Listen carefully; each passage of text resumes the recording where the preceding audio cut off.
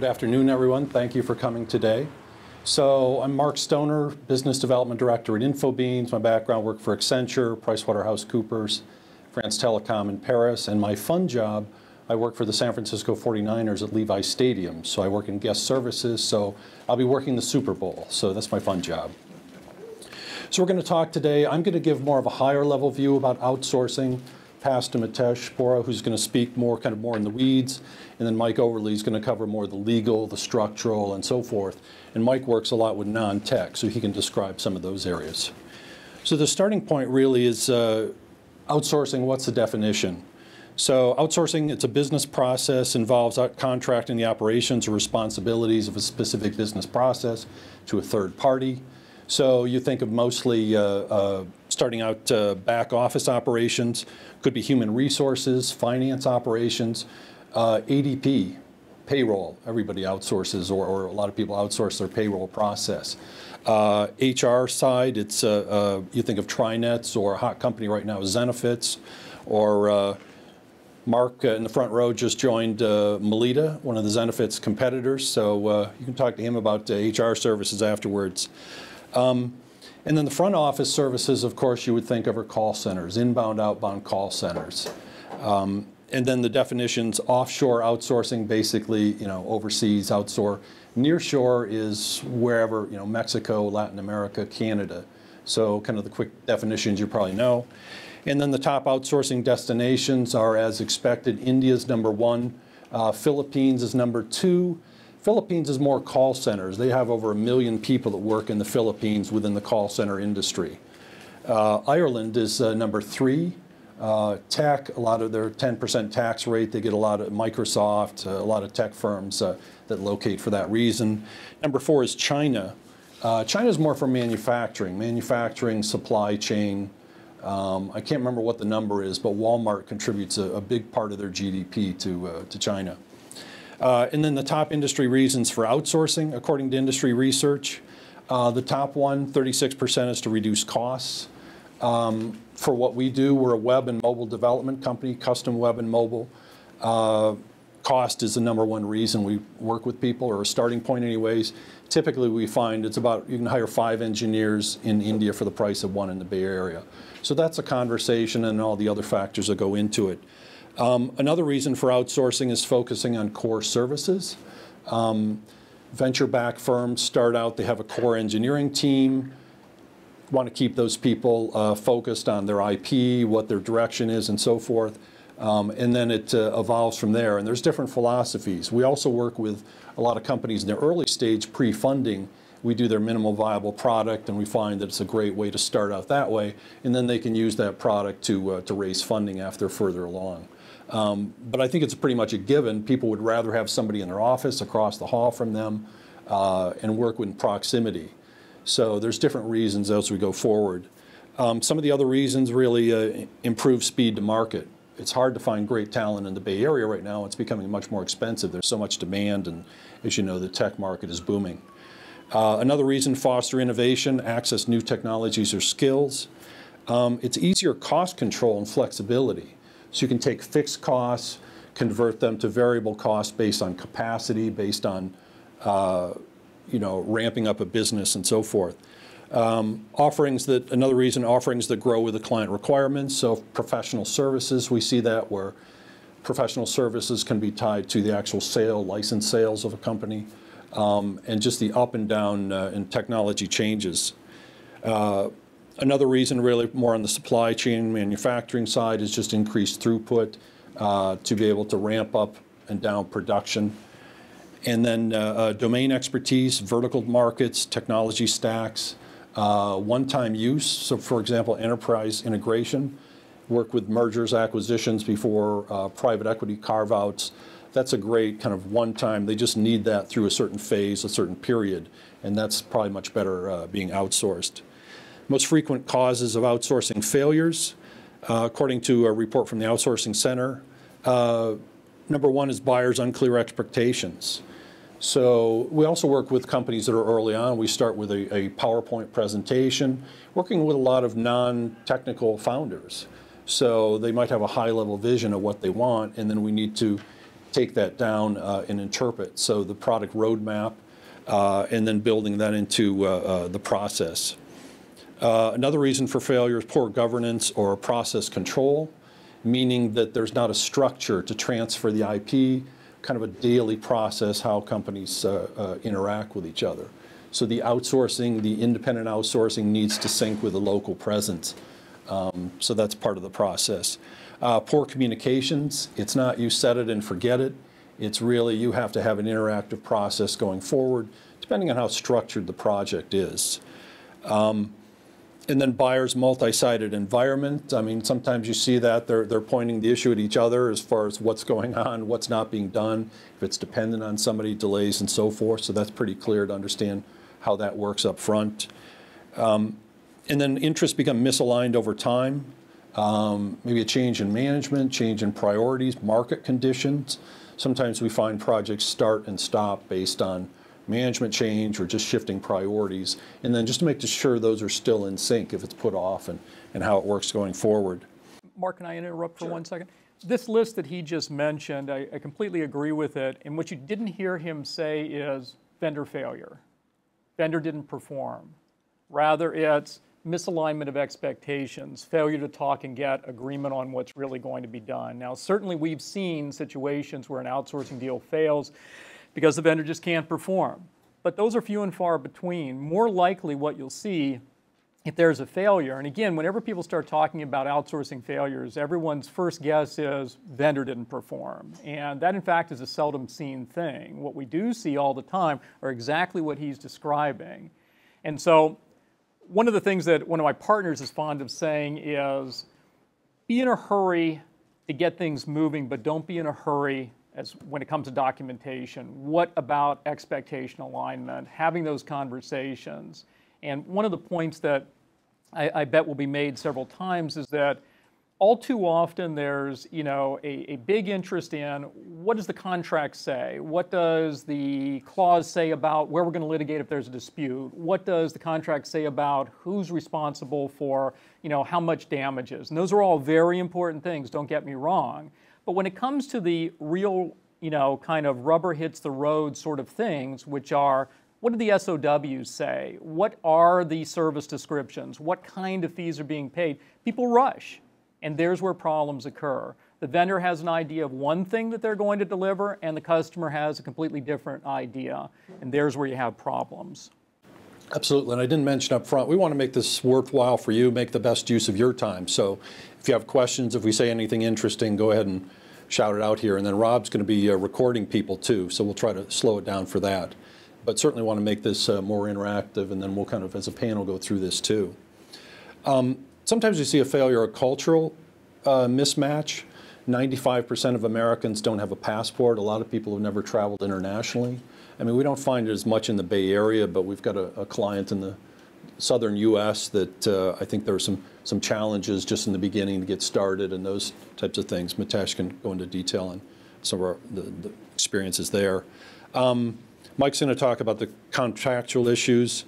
Changing requirements, unforeseen changes, or scope creep as we call it. Things change just to make sure we have a single point of contact that's making that final decision. Everybody's on the same page. The different outsourcing models, there's the offshore, which, as it says, on-site, people working on-site staffing from one person to a whole team, or blended or dual shore, where there might be a local project manager, 1 to 2 people managing a whole team offshore. And then the pricing models, I'll just kind of finish up here. So time and materials is probably the best way to get started as far as recommended when requirements are fluid. Reporting is done with weekly timesheets. So that's where we run into the startups. They're developing their minimal viable product. It's not clear. They need to develop a product far enough to get some customer experience and really understand that. So then it's a time and materials and just a weekly drawdown on hours itself.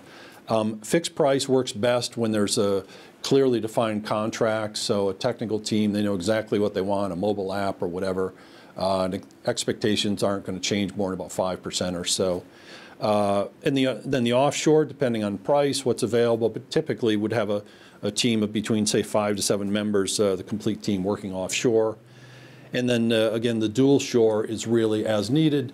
Sometimes we've started out with 1, 2 people on a project offshore, and then it expands and grows, and then we have 1 full-time person, 2 full-time people working side by side with a team, and then that interaction is important as it scales and so forth. So that kind of covers my remarks. Any specific questions at this point? Go ahead.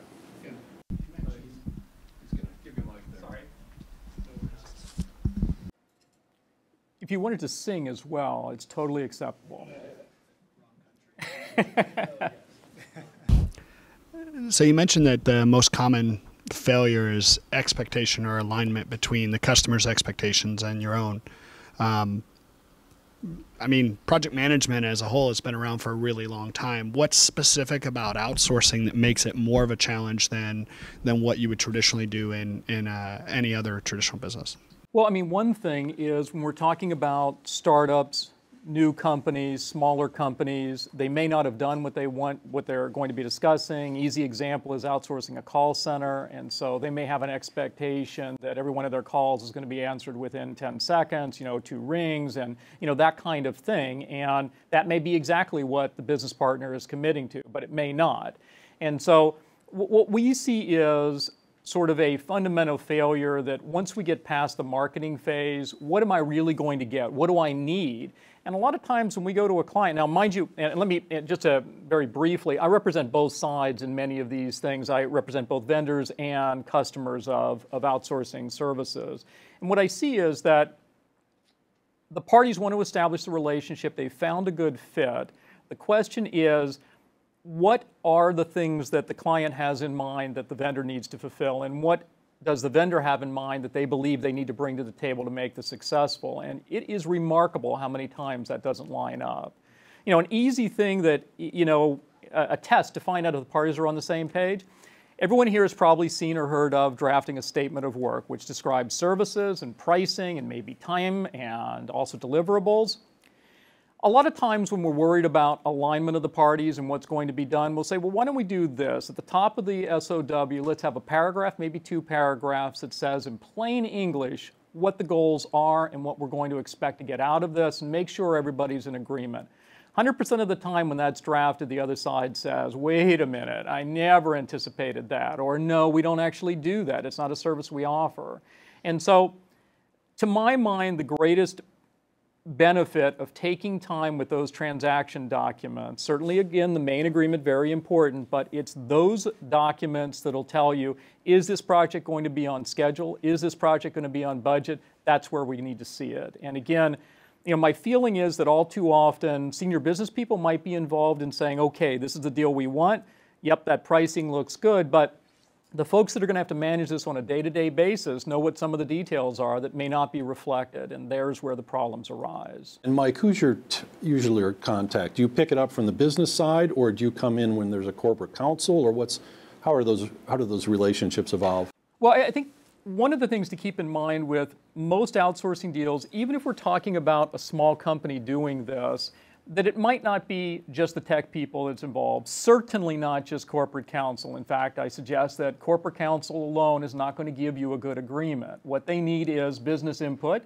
They need input from, if you're going to be doing an HR function, they need input from the HR people. Normally, if HR is involved, there'll be compliance issues with regard to employee data. So we might want to look to somebody in the firm that is responsible for compliance, at least in a general way. It's making sure you've got the right stakeholders involved. And again, one of the fundamental problems we see is that all too often the group that's responsible for negotiating the agreement and putting it in place doesn't necessarily have all the right players involved. And again, that doesn't mean that it's a huge number of people. It might be 2 or 3 people at a small company, but all too often, major portions of an outsourcing engagement are handed off to outside counsel, and you kind of hope for the best and, maybe it'll work out. That's not a good way to proceed. There needs to be that conversation, and everybody needs to be in alignment.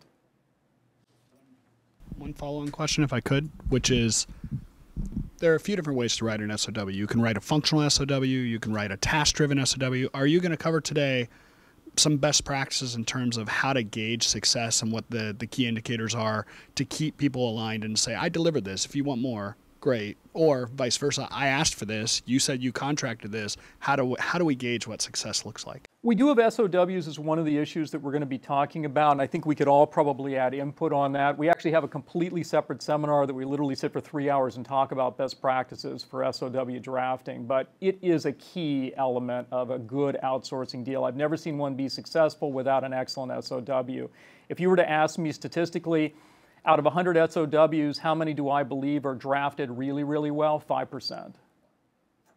And I think that if we went to folks at Accenture, they would agree, 5%. And I'm not saying that ultimately executed, but I'm saying those initial drafts, they just aren't detailed enough. They aren't clear enough about what's to be done, what's to be delivered, what happens if we want to ramp up, for example. Suppose we want to double what we're doing. Do we have pre-negotiated pricing for that? How do we account for that? Or is it now we need to go to the vendor potentially and negotiate pricing after we're locked into them? Sounds like a bad idea to me. You won't have leverage. And so thinking through those things, very important. But that will be a point we'll touch on.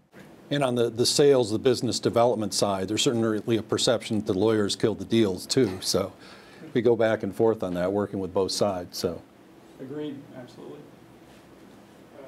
I have a question about, well, first of all, I agree like 100% with what you just described and how important it is. The question I have has to do with compensation and volatility in currency across the world. So, the Brazilian real went down by 30% recently. And if you set up an agreement, a long-term agreement for outsourcing, and you have volatility in the currency, are there any discussions or is this hitting the contract level where all of a sudden their currency is down by a lot, and was it paid in dollar or was it paid in their currency?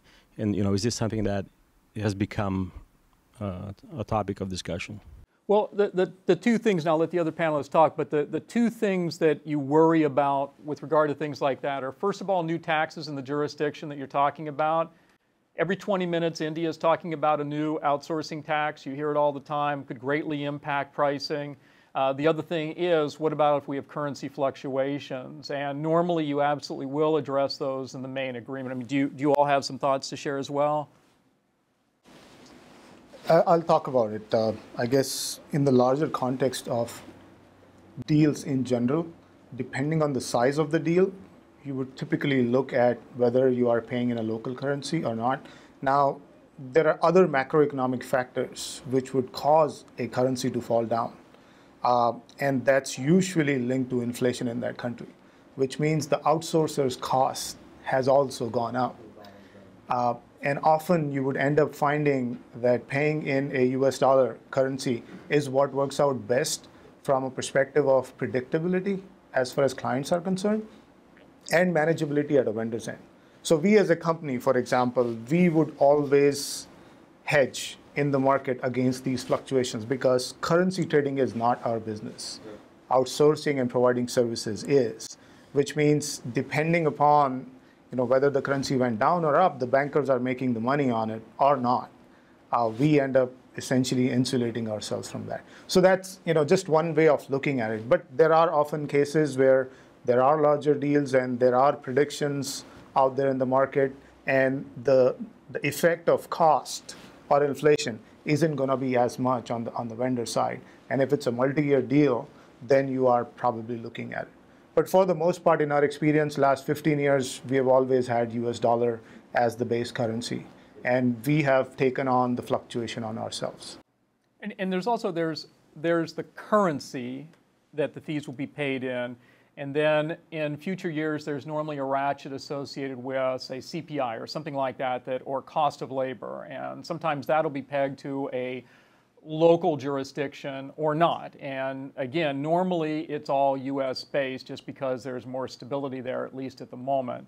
One thing you got to worry about, and I've actually had this conversation with clients, is that it's the problem of the too good of deal, meaning that suppose you're really, really sharp and you've gotten a vendor to sign off on an agreement such that a year from now they are losing money just horribly on the deal because of a change in circumstances. But nonetheless, the contract says they have to perform.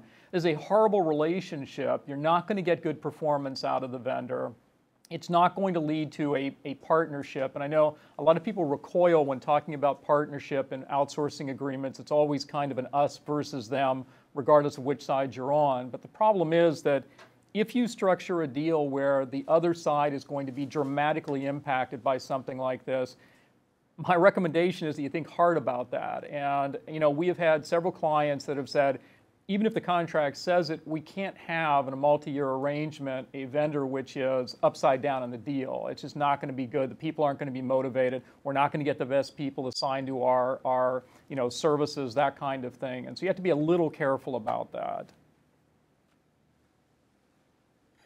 And well, I'm looking to put together an American company and then outsource, and there appears to be wildly different rules between, like America HIPAA, European Union rules, India rules. Whose rules rule when I've got to keep records, say in America, on European personnel that I'm outsourcing to? And I've got regulations in one country that say I have to do one thing, and regulations in another country that says you don't keep that kind of information, you don't have it available to anybody. Which end is up? Well, you can stipulate to a certain extent what law governs in the contract itself. The problem is if you're talking about personally identifiable information, it's the law that rules, not the contract. The contract can say whatever you want, but if you're moving data in and out of the European Union, it's the European Union Data Protection Directive. And if you've been looking at headlines, just very recently, a court in the European Union invalidated the U.S. safe harbor, at least that's what it appears, which means that people that were operating under the safe harbor and transferring data between the two areas no longer can do so. They have to use the model contracts or do other things. And so things change very quickly. One of the challenges is that, and I don't want to get too detailed on this, but understanding where your data is not an easy answer. Is not a question that can easily be answered in many outsourcing engagements. You may be doing a deal with an Indian outsource vendor, for example, but they back their data up to Singapore. They back their data up to some other country. And so you need to understand where your data might reside if it involves highly regulated personally identifiable information like protected health information or non-public personally identifiable information, which is subject to Gramm-Leach-Bliley, and there are many, many other laws that are well beyond the scope of what we're talking about today. But one of the issues with outsourcing is, and we'll touch on it again in a little bit, is where is my data and what laws do I have to comply with? I mean, you might be surprised, for example, if you have an outsourcing deal in South Korea, that they have a retention obligation in South Korea that says that cloud providers and others need to hold on data for a certain amount of time, even past the contract. And so the question is, if I've got a pile of highly sensitive data, it's going to be held by this third party well after the contract ends, even though they have no need for it because it's a governmental requirement. And that can make some people really, really nervous. Another example is there's a very, very well-known multinational company that does CRM. And one of the problems is that people are now using CRM to do far more than it was originally designed to do. And so they might be storing information about mortgages. They might be storing people's social security numbers and things in this cloud-based application. This company does not know and cannot tell you where your data will be on a day-to-day basis. And so, for example, one might think it's possible to encrypt. The problem is they have a facility, as many do, in China. Chinese government does not allow encryption without them having the key to decrypt. So the data could be potentially accessed there. These are all concerns that have to be thought through when you're talking about highly sensitive data that this gentleman just identified. What is it? Where is it going to be? Those are not easy questions to answer. And it becomes even more difficult when you have an outsourced vendor like Accenture, for example, a great company, but they have facilities everywhere. And so someone might need access to your data somewhere. In which case, who's responsible for the decision to move your data into that jurisdiction? Unclear. A lot of times the contract says you are, which makes it very difficult for a small company. You're all at once having to research the law in Croatia, for example, or Russia, for example, and understand, well, what do I need to comply with, or else I'm going to be in breach of contract or violation of law. Very complex issues. To add to what Mike said, one very important element with respect to concerns around regulation is personnel. And one big reason why India fares so well in outsourcing market in general is this ability to operate in a special economic zone. These are carved boundaries and what they call in India bonded locations. These are protected in terms of international trade. What you could essentially do is a lot of local labor laws, a lot of local, and there are 26 different government agencies that one has to deal with in terms of just regulation and law. It's very complex, a lot of legacy from the British rule back in the days. But these special economic zones, what they allow you to do is keep a clear line of communication and keep a clear set of regulations to follow when it comes to a lot of issues related to personnel. Data, I completely agree, it's a completely different story because the data could be anywhere. But if you have data sets which are servers stationed in special economic zone as well, in those cases, your legal compliance in your country could still prevail. So again, these are some of the advantages that you would start to look at. There are other countries which have started to offer such zones. You could think of those as a territory that's not technically inside of India from applying a lot of laws, local laws for that matter. Because there are a lot of regional laws to deal with as well as the federal laws. And these zones protect you from some of these. But you'd have to do the research based on what those specific needs are.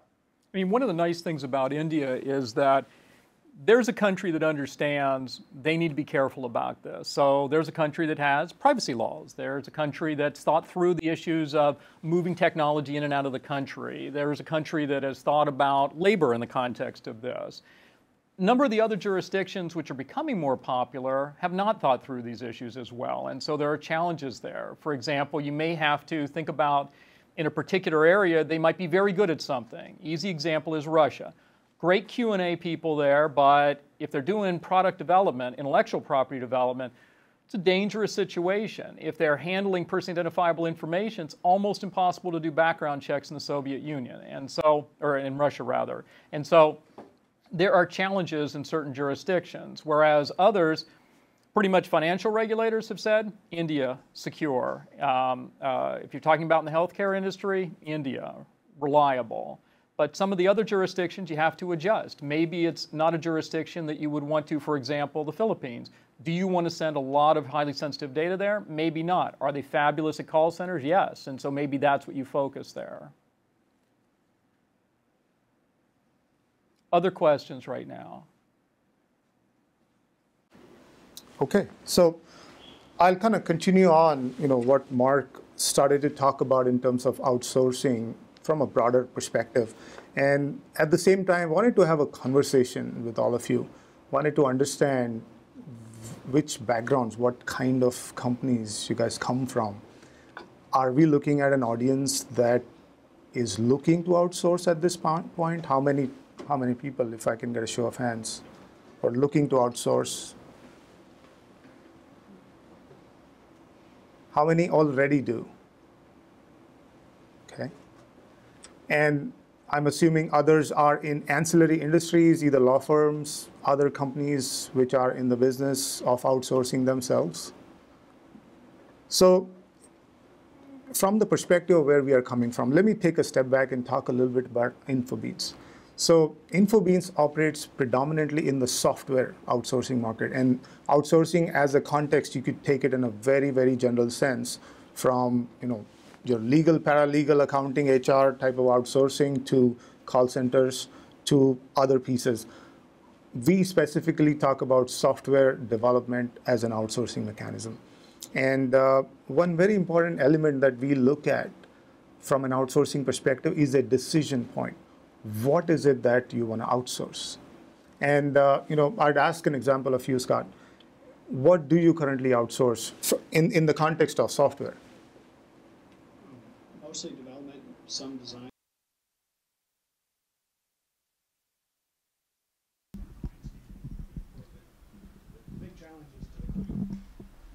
The big challenge for the client is, what do they value right? So if they value really high quality design, then yeah, Lithuania, Argentina, like there's great places to go for that. If on the other hand, what they value is back end code, I'm not going to go to Russia because I can't control the IP for it, right?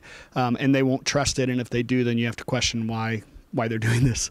So it really is a conversation with the client. What I'm finding more and more about outsourcing is that much of the value that we're providing is that knowledge around where can you find these resources and how can you manage those resources to bring a team together to actually deliver a result. So the question around where and why is much more important than who for us. Okay. And then, Paul, you had mentioned that you are looking to outsource. My question is what and why? And again, there is a reason behind I'm going in this way. I'm actually going to be manufacturing a product, an electronic module, that I am told, I have not looked at the numbers lately, could be built offshore for significantly lower prices.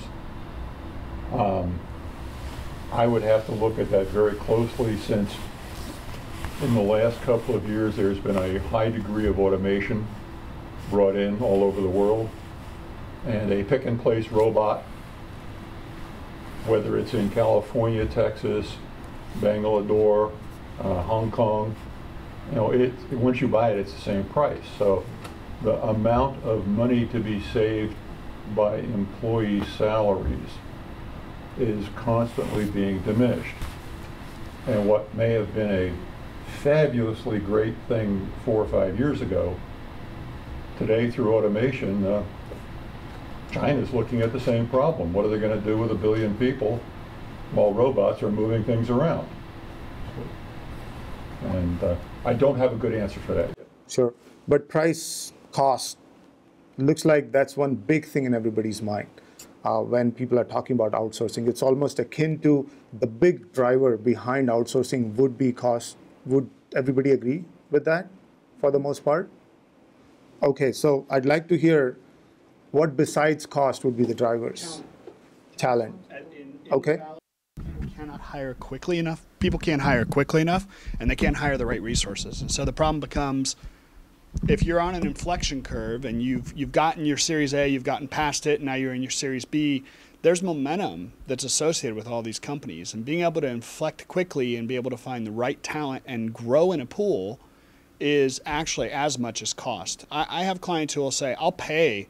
Like, I don't have any problem with you guys making plenty of money off this as long as you can manage the talent and provide an expandable workforce. And here, the truth is, between the cost of rent, everything else, you can't attract any new talent. If you're not already embedded here, it's very, very hard to come here out of college or be a young guy that has the newest skill sets. And so, like, even in India, right, you've got people who are incentivized to spend day and night to do nothing but, okay, I'm going to learn this skill because there's someone out there willing to pay me for this. And the cost basis is only one part of it. It's actually, do they have the talent? Do they have the universities? Can they produce the candidates? So I would say right now, the paradigm isn't just about cost, it's flipping. On a call center, on the other hand, it is very much about cost. You can teach someone how to answer the phone and handle it properly. Hopefully you can teach them the cultural aspects as well. But in terms of software, I think it's as much about talent as it is about price. And that's more of a Bay Area phenomena as we see it, primarily because of the boom that we see on the tech side. But what a lot of other companies across US, and we have clients across US, a variety of the clients who would look at outsourcing cost sort of blips always. Talent definitely is one, but then as you mentioned, for the cost of rent and for the cost of talent, you're not able to find the kind of talent that you would like. Of course, there are education-related issues to deal with. Cost has a role to play in all of these. What I'd like to talk about here with respect to this is when you're looking at outsourcing from a development perspective, cost drives a lot of this, but a lot of what it should be driven by is the core goal. So if it's a startup, and I don't know, besides Paul, if there is any other startup person here. A startup when you're looking at your core competence, it could be a business, you could be an ad company. What kind of startup is yours? Platform, we provide virtual products and also connect the system with the real products. It's a complex system. Actually, It's not amplifying, it's just recording. it's just recording. Actually, I didn't raise my hands when you asked the first question, like who's looking for outsourcing or doing actually outsourcing. It's actually now I am talking to a team in Ukraine. I would love to see your input and your opinions about Ukraine. And I'm very fortunate that I have quite a few friends there who are the leaders in the IT industry. They are trying to build a Ukraine community to boost the IT talent pool over there.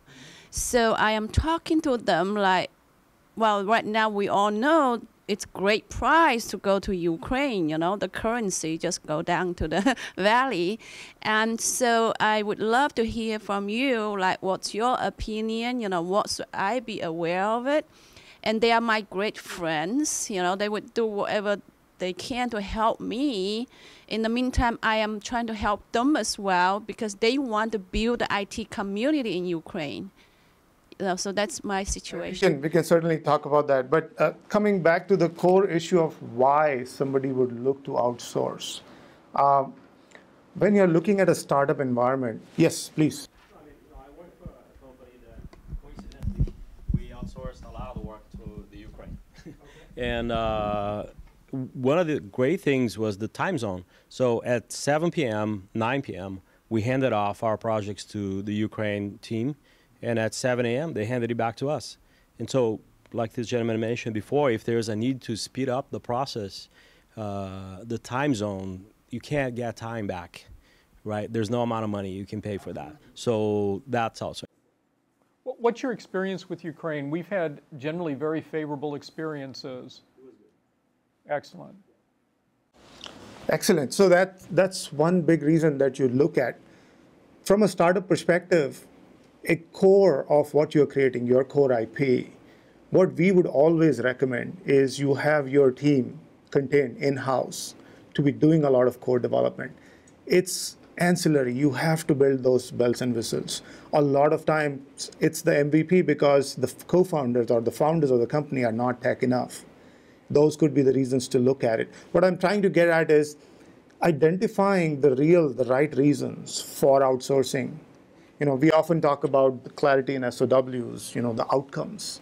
I would actually ask everybody to take a step back and talk about it from a perspective of why outsourcing first. Does it make sense to outsource? Cost drives, I totally understand, we get that. But does it make sense to outsource the core? And it doesn't matter if you're outsourcing to a company, across the bay in Fremont versus across the ocean in India or Ukraine. Those are the thoughts that we definitely want to leave from a startup perspective. From the perspective of larger organizations, a lot of their core IP is more or less in place. There are ongoing changes, evolutions, transformations in the businesses, automation.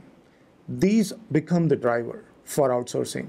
Of course, they look at size of the work, amount of work, the longevity of the work in that perspective, and it makes a lot of sense over a period of time to outsource even some of the core activities because the business has already been established. So these are the two big things that we look at. When we are interacting with our clients, that's typically the first question we ask: why are you looking to outsource? In that answer comes a real value proposition as to what kind of outcome would they be looking for. Is that I hand it over at 7 p.m. and I get it back at 9 a.m.? Some of these intricate details, both vendors and customers often forget to talk about or ask questions about. And these become very important engagements that we look at from a sales and business development perspective. Because at the end of the day, whoever is associated with outsourcing industry would realize that there is a lot of value in ongoing repeat business from any customer. If it's a project that you did, you're looking at ongoing maintenance, enhancement, support, You're looking at additional work that's coming from them. It's ongoing building of trust, which would generate this repeatable business for you. So when we look at it from that perspective, it's not that one deal we are looking to sell. It's a relationship that we are looking. When you are looking at vendors who are providing such experiences for you or such kind of services for you, what we recommend is that's what you should look for. Often we would look at a skill. Do you have a Java developer, or do you have a Microsoft developer or a Salesforce developer? That skill may or may not be available. But what we ask for is look for a vendor from a perspective of whether it's a better cultural fit going forward, whether it's an alignment fit from an expectation point of view, whether there is enough domain competency or knowledge that exists that they could think about your problems as their own, and not just think about the code, the if then else. So those are some of the important elements that I kind of wanted to highlight. And if there were any thoughts around that, we'd love to hear from anyone. So, can I ask you a question? Sure, absolutely, absolutely. One question I have for you is, I think what you bring up is really important in the sense of you have to share the client's goals. It's not enough just to execute on what's being written. It has to be the spirit of the outcome they need, or you're not valuable, right? You just became a huge cost center. So how do you learn enough about their business and still make it cost effective for you to deliver your core role, right? Which is not to learn their entire business. It's to learn what the functional requirements are and deliver to them. So what strategies do you employ to make sure that the person writing on the keyboard, above and beyond the cultural gap and everything else, actually can learn enough about that to deliver? Sure, absolutely. And companies develop competence over a period of time. One could never have everything right from the get-go unless you're acquiring a competence, as a part of a larger outfit. What we typically advise our customers, if we are entering into a new competency segment, we would always ask our customers to start us off on a lower risk, a smaller project, where we could develop that rapport first, understand comfort level in terms of how you work. Do you like to take your calls in the night because you're in the Bay Area and that's the general thought here? Or are you based out of New York and you are like 6 o'clock in the morning and I want to be on the phone? Intricate details around how you would develop that rapport. And once you have that going, once you have a project or any work in the context of what you're trying to achieve in a smaller risk engagement, that would develop a degree of comfort and a degree of knowledge in the business. That's how we always recommend doing it. Over a period of time, companies like ours would end up building competence, expertise in domains. For example, we do a lot of work in data storage and virtualization as a domain, as a part of the high-tech industry. We have teams and competencies, processes, systems around knowledge building on an ongoing basis. It becomes a much easier engagement or an opportunity for us to go to talk to and ask them, this is what we do. Is there something that we can do to help? On the other hand, publishing. You would typically have a few people in the team who might give you a kickstart, or your first project, which was that low-risk project, which started to build that competency. Over the last about 8 years, we have built a lot of expertise in publishing media as well. So that's how we look at that. Eventually, the big broad thought here is, from the clarity of the SOW part, which a lot of attention needs to go in, not just in the language, but in the spirit, as you mentioned. But in looking at how long-term you would look at an engagement. If it's a small one-off that you're looking to outsource, probably ELANs, Odesk type of engagements are what you're looking at. But in that case, you wouldn't be here. You wouldn't be thinking about it from a strategic point of view. Those are more tactical engagements and operational transactions. I'm talking predominantly from a more strategic, closer alliance that you would work with. Does that? It does. Do your clients typically absorb the cost of that learning curve? Because you're looking at strategic engagement and you're saying, okay, I'm going to not do this project. I'm going to do this and 10 others because I'm going to become a partner for you. But the first couple of projects, a quarter of the cost of that project is your engineers sort of ramping up and kind of learning the culture of the client, and yeah, all the knowledge acquisition and transfer. So do you personally invest in that, or is that a negotiation with your clients? How does that? It's a negotiation. A lot of times, if companies are looking at developing specific expertise with a view of longer term engagements, and if there are commitments in place, then we do commit to building that knowledge base. At the same time, if those commitments are not clear to us, then we do not know if that's an area of expertise that would help us in the long run. So it becomes a conversation at that point of time. A lot of time it becomes, we walk halfway and they walk halfway. For the most part, that's how it has always worked for us. Turns on deal size. I mean, seriously, that's really it. I mean, if it's a discrete outsourcing that, involves, all we want to do is have, a very defined thing done, then almost certainly you'd be paying for knowledge acquisition. But I mean, if it's a large transaction where there's going to be a transition in plan and there's a ramp up, it's frequently, I have not in my life seen vendor bears all, but rather that there be some sort of sharing in the investment. But normally that is tied to a reasonable minimum commitment off the deals, so that you don't have someone that is in good faith investing a bunch of time and resources getting ramped up, and then you find out that you're going to be terminated in 3 months just because the client has decided to go a different way. And you got to be able to recover that knowledge acquisition. The outsourcer, the responsibility of the outsourcer to continue to provide that knowledge transfer as new team members come in, because you have a labor pool. That labor pool may be flexible and may be changing, and so who bears the responsibility to continue the maintenance of that knowledge transfer? If it's a big enough team, it kind of happens, right?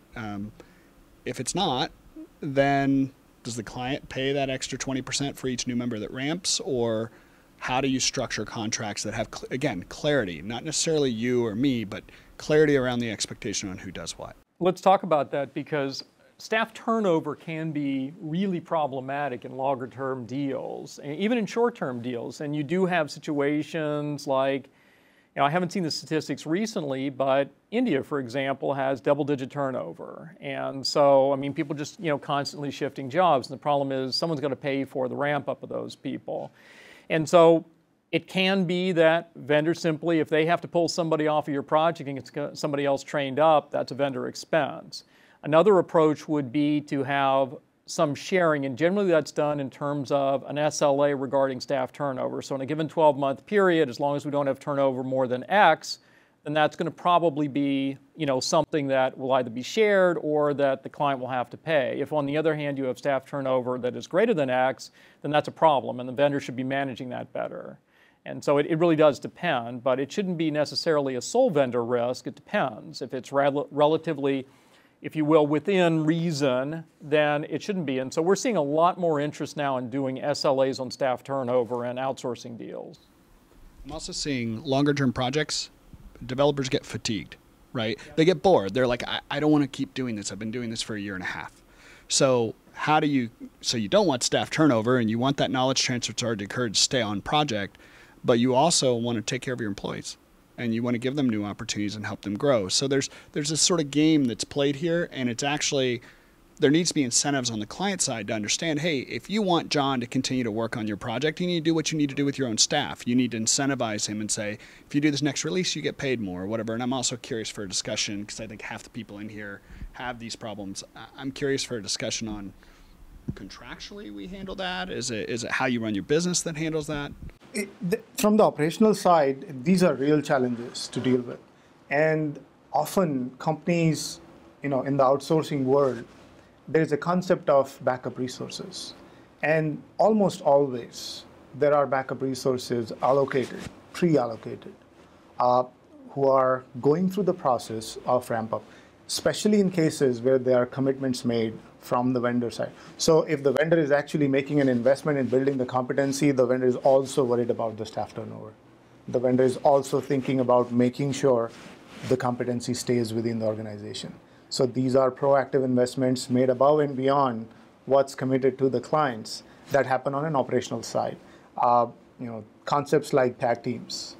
especially in cases when there are people who have stayed on a project for a long time and there is time to move. If there are anticipations on HR side. So HR in our organization is human relationships, a lot more involved in terms of working with them in terms of career development, what's happening on the ground, are you getting dissatisfied, are you getting bored? A lot of that on the field, grassroots level knowledge gets accumulated by folks.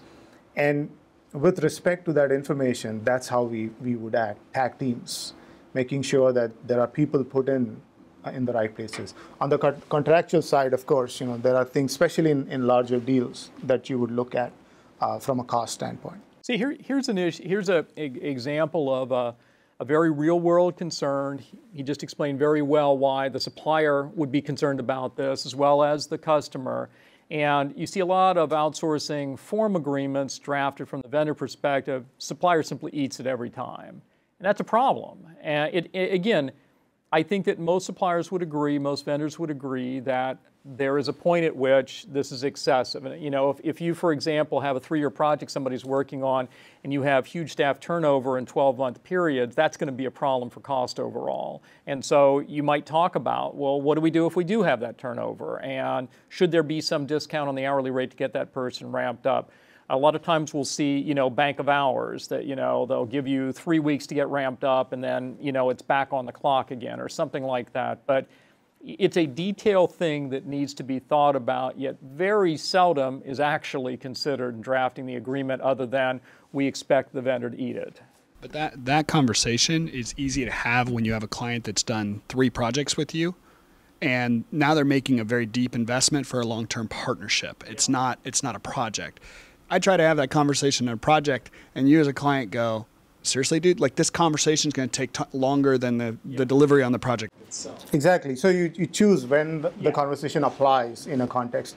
And often a lot of these intricate issues will emerge only in longer term engagements to look at. You've got to look at what's right for the engagement. And again, I think this is somewhat of a common problem in lawyers looking at outsourcing deals, which is outsourcing, here you go, have them sign this right here. And there's no discussion of, well, what is it about? I mean, what is the deal? Is it a business process outsourcing? Is it an ITO? Is it small? Is it large? Is it 1 month? Is it 10 years? It's here's the agreement, get them to sign this. And so I think that's a problem, that you have to look at what the deal is and adjust for that and make sure that it does make sense for the transaction.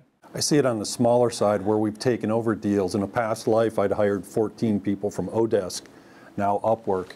And bootstrap companies, it's good, they get started, it's what they need at that time, but we've taken over some of those projects where the work wasn't done well, or they ran into quality, other issues, or somebody goes on vacation, and then that project sits there, or people overpromise that they're an expert in one area, Ruby or whatever, and they're not.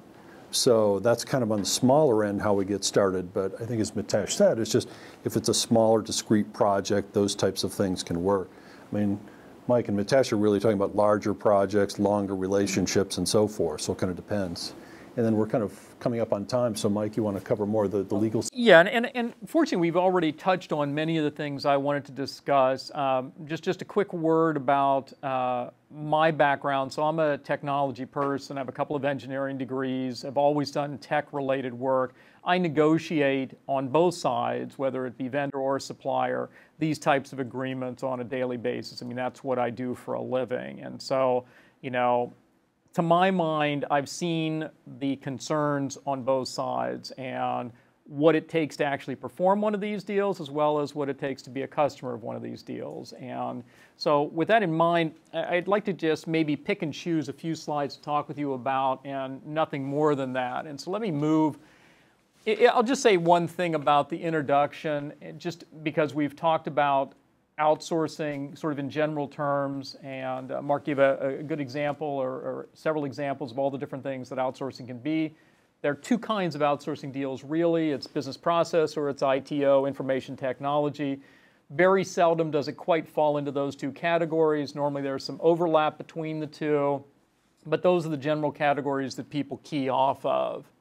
Onshore, offshore, we've touched on this, which really is, do we have unique legal issues? Do we have compliance issues? In particular, are we some kind of, if we're the customer, some sort of regulated entity, insurance, broker-dealer, bank, healthcare, those sorts of things where we need to worry about movement of data. Those sorts of things need to be taken into account. We've talked about changes in taxes and how that should be handled. You know, many instances these days, companies are saying it's okay if we agree that US dollar will be the currency, but if there's a tax change in a local jurisdiction, it has to be passed through. Again, depends on the size of the deal, but in many instances, if you've got a long-term deal, a even minor change in local taxes can have a great impact on overall cost of the deal. And so the question is, who should bear that? And a lot of times it is a split the baby, not simply vendor must absorb it all, but up to a certain point, yeah, it's passed through. After that point, maybe sharing, maybe shifting back to the vendor, maybe the parties need to sit down and discuss whether it makes sense to continue the relationship. But thinking about those issues, very important, obviously only in larger transactions. Just I want to say one thing about service descriptions, and really it's the reference to sweep clauses. So, and by the way, anyone that wants a copy of these presentation slides, just shoot me an email and I'll be happy to send it to you, not a problem. But, you know, when talking about outsourcing deals, there's this idea of you have a super detailed SOW that virtually no one's ever going to draft because everybody's in a hurry. And so then the question is, what do you do if you don't have the level of detail sufficient to support the, well, I'm paying you $1 million and I expected you to do X, Y, and Z, and the vendor says, no, I thought it was just X and Y.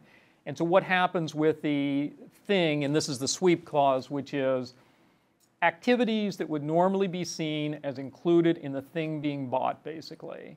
And sweep clauses that can be incredibly valuable, provided they are drafted appropriately. They can also be incredibly damaging to, say, a supplier who has tight margins, and throwing in extra things is going to make this a non-profitable deal for them.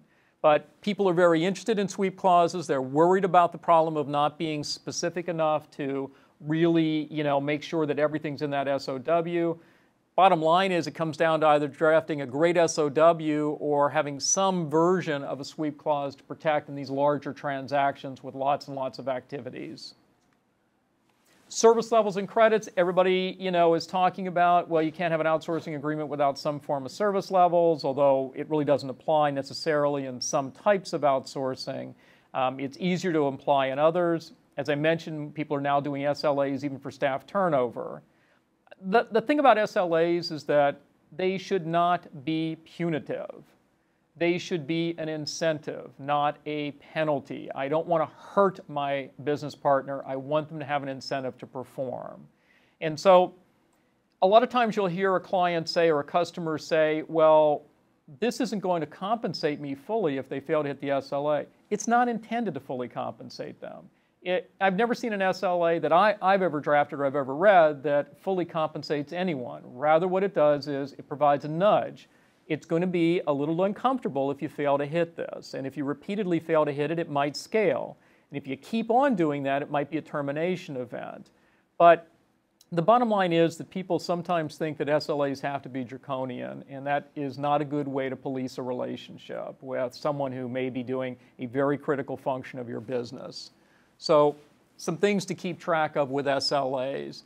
Fees we've touched on a couple of times. I mean, there are many, many variations of how to do fees and outsourcing and deals, including gain sharing, where, if you can have a certain level of, improving of a business process or something else, that the supplier might be able to share in the, benefits of that. There are lots and lots of different ways. T&M can frequently be great on smaller deals, or deals where you are a small company and you're likely to scale up because it doesn't require you to make major commitments.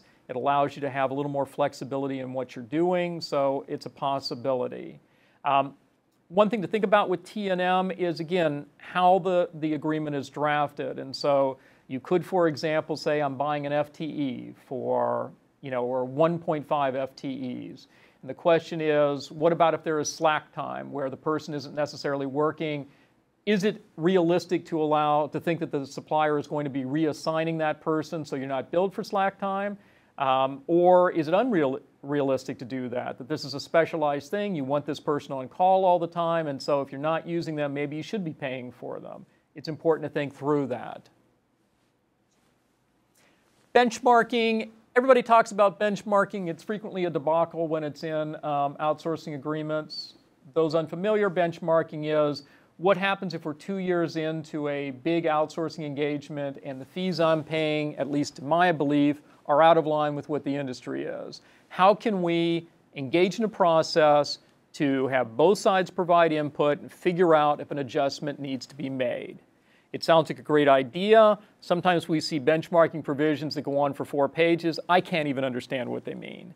It's important to have something that makes sense for the deal. Is it really appropriate or is it not? Again, normally these are larger transactions we're talking about where it really does make sense to think about what about if the trend in the industry is down but we're continuing to pay up? How can we get that gap sort of narrowed? And there are lots of creative ways to do this where, I've even seen them where each party kind of, assesses and then puts in their number and a third party picks. And so you're incentivized not to be unreasonable with your number, or the third party will disregard it and take the other party's number. There are lots of possibilities. There's really only one that, and we talked about regulatory compliance, we've talked about force majeure, disaster recovery, or at least those are not areas that we necessarily need to spend a lot of time on today. But I do want to talk about IP ownership because that is where lots and lots of value can be gained or lots and lots of value can be lost. And so here is another situation where understanding what are the expectations of the parties. For example, I just did an outsourcing deal where the vendor was itself a software developer, had lots of pre-existing IP. This was a very valuable asset of the company. The customer wanted to own absolutely everything, which includes potentially enhancements to the vendor's pre-existing IP. It could potentially prevent the vendor from evolving its business. And, out of the box, the idea was, well, if I'm paying for it, I need to own it. Maybe. In most instances, yes, you probably do want to own because that's more valuable than a license. On the other hand, if you've got a vendor that's got a lot of pre-existing knowledge, a lot of pre-existing IP that they're going to be leveraging, it may not be realistic to say, as soon as they sign this contract, they might not ever be able to use that IP again. And so drawing lines as to what I'm going to own, what you're going to continue to own, what I'm going to have a license to, these are important things.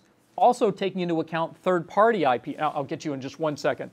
Third-party IP, if you're talking about a development situation, there may be libraries that are being used, open source software, which may impact IP rights in itself. So there are lots and lots of thorny issues here. Let me answer this question back here, at least here. Yeah, I'm curious, in your experience, how often do these outsourcing IP issues come up in mergers and acquisitions? Is it a trouble spot? It is. In fact, I'll tell you just very briefly a very, very, very sad story where I worked with a startup that had a fantastic business. I mean, we're talking about literally 10 guys in a garage, and their service was being purchased all over the world by huge institutions. Great idea, great setup, the whole thing. They had outsourced some development and it screwed up the ownership of the IP. They had an offer by a very well-known company to buy them out for a huge amount of money, and it failed on that issue. It came up in due diligence. They said, well, wait a minute. You had a developer do the following, and you only have a license to certain things. They can, in fact, the vendor can actually exploit it for the benefit of others. You've lost your commercial advantage, and that caused the deal to fall through. And so we have seen this come back to bite people. And it doesn't mean that, again, you have to sort of do whiplash here and say, well, then I need to own absolutely everything in an outsourcing deal, which may not be realistic. On the other hand, you have to look at, and this was a point that you made, you have to look at what is my core business and what am I worried about protecting, and be very concerned about drawing lines around that. And it may be that you might not have an outsourced vendor that you want to use because you're not going to have good luck with actually ensuring you have ownership. And then you have the problem that if you're outsourcing in a jurisdiction like Russia, for example, or China for that matter, where IP rights may not be as well respected as other places, you need to be worried about that. And it may be completely unintentional. We've seen this happen where we go to do due diligence on something that was made, we start asking questions, and we found out that, in fact, some of the vendor's personnel were leveraging open source components that they got off the internet. Nothing wrong with that if it had been disclosed and we had thought through it and understood what licenses were involved. The problem was that the client had already distributed the product and had compromised their IP rights in doing so. And so this can be a real fundamental issue for a business, particularly a startup. You know, it's always the question, I always say, do we own what we think we own? And that may be a hard question to ask unless you're very detailed in your discussions with the vendor. And so that really is the one thing that I wanted to touch on because I know we are sensitive to time. And, you know, love to have any other questions for the panel and we can kind of talk about them, whatever you prefer.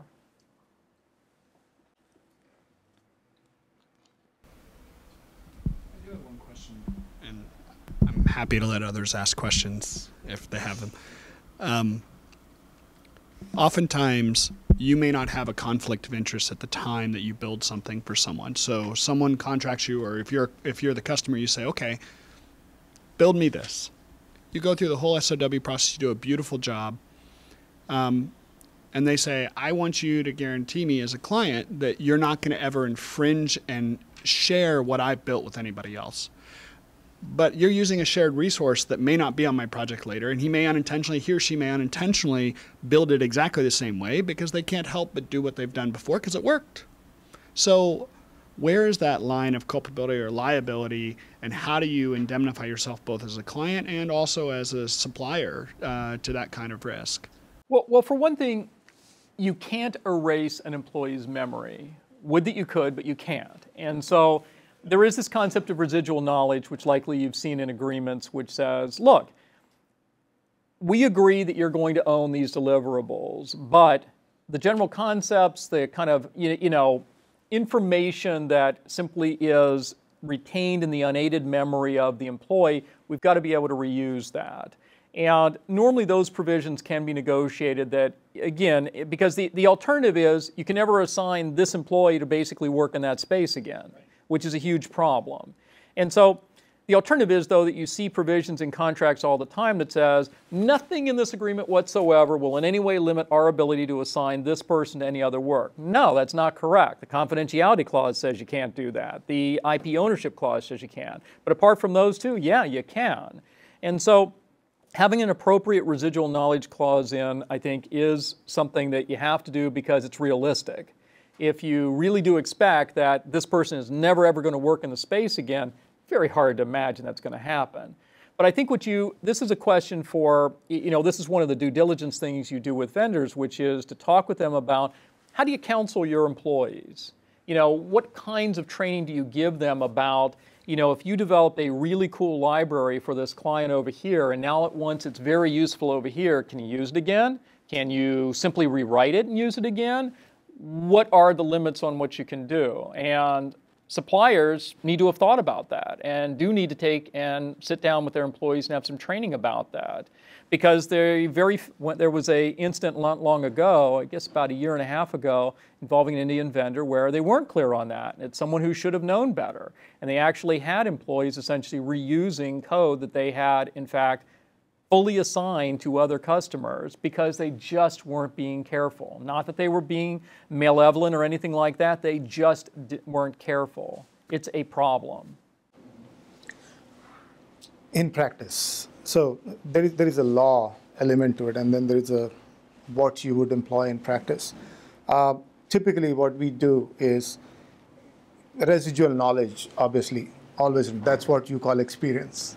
That's why you hired us in the first place. Exactly. But at the same time, when it comes to IP, typically, and outsourcing industry has matured quite a bit in the last 20, 25 years, there are a lot of base code libraries, what you call them, available, either open source or developed in-house by the vendors. Typically in our contracts, we would mention any specific IP that is created, any libraries, any modules, utilities, functions that are pre-created would be available for unlimited use, redistribution, and redevelopment for the client, but they remain our ownership, which means we can do whatever we want to do with it for other clients. Anything that is developed specifically for our client, we would not redevelop that. So, and there are examples. So one simple example here is we did pharmaceutical automation development for a client based out of Boston that developed a degree of expertise in track and trace in the pharmaceutical industries for us. Legacy, we are able to define lineage. Now, in terms of knowledge base in track and trace as an industry, that helped us. All of what we developed was developed in Java. Another client in New Jersey comes in, talks to us about our experience in that industry, and our people talk about it very intelligently. They are impressed. They want to develop all of this in .NET. Fortunately for us, it would not be a violation, but the residual knowledge is what we'll be able to use. Simpler situations in life, but complicated matters, if it was the same set of technology, then we would have to go back and look at, before we started development of our client in Boston, what were the pre-existing set of libraries we had. We would be able to reuse all of that and not touch any of the ones that we have developed. That's in practice what we do. But it's not just the software libraries, right? It's also if they had a proprietary business practice or a process that they were using, your employees learned them, but then the competitor came in and said, we want something similar, and they unknowingly architected something the same way. Like, I'm curious because it really is a management issue, both on both sides, to say, what are your expectations? Here's what I have in place. Is this good or bad? Yeah. And in those situations, it's often very difficult for suppliers, for vendors, to be able to go to the client and say, draw that line for me, please. And often the liability or responsibility of drawing that line falls on the customers. This is my line, don't cross it. Once we understand that, vendors often, because you look at outsourcing as an industry, as I said, we survive on longevity of relationships. There is absolutely no intention from a vendor perspective to be infringing anybody's IP, because then that client is gone forever. So from the perspective of that, when the clients come in and say, this is where we are, this is our line, you would seldom find a vendor who would cross that line. It's not just us. I'm talking in general about the industry. Well, it's a far more straightforward problem with code. But as soon as you move to business processes and you deliver something to a client, and the client goes out and puts a patent on it, gets a patent on it, and then one of the supplier's other customers comes out with something similar and there's an infringement suit, where did the IP come from? And if it's tracked back to the vendor, problem. The good news is that, to my knowledge, this has not been a huge problem at all. In fact, I'm not aware of any suit in which this has occurred. And, I think it's because suppliers are being careful about this. They're at least trying to educate their employees. They're making sure. We've had situations where we've done an outsourcing deal where the supplier's been very upfront and has come to the client and said, you know what, one of the things we're going to be doing for you is pretty important, and we would like to be able to use it in certain contexts. Can we get a license back from you? We'll do something as far as crediting against fees, or we'll pay a separate license fee, or we'll do whatever. And we've had that come up a number of times, and each and every time the customers worked something out with the vendor to allow them to do it. But it was a conversation that happened before, not after. Well, this is also a justification for, you really need to buy 3 FTEs, and they need to stay on project for this long, because I need to put a Chinese firewall here. If you really care that much, you need to pay for what you care about. It still is a better deal for you than going and hiring 3 engineers in Silicon Valley. And that essentially goes back to a lot of education that is still required on clients' part. The real issues and the operational challenges that a vendor would look into, and some of them, how would they affect a client? So that back and forth knowledge transfer still continues to happen, despite of all the maturity we have gained in the last 20 years. Cool. Thanks. Any other questions? Yeah, I think we're coming up on a time, the end of the program here. Well, thanks so much, everyone, for attending today. Thank you, Foley Lardner, for hosting us today, and Rob Lau for helping to get the word out and so forth. And we'll be around afterwards if we can answer any questions one-on-one. But again, thank you for attending today. Thank you all. Thank you, guys. Thank you.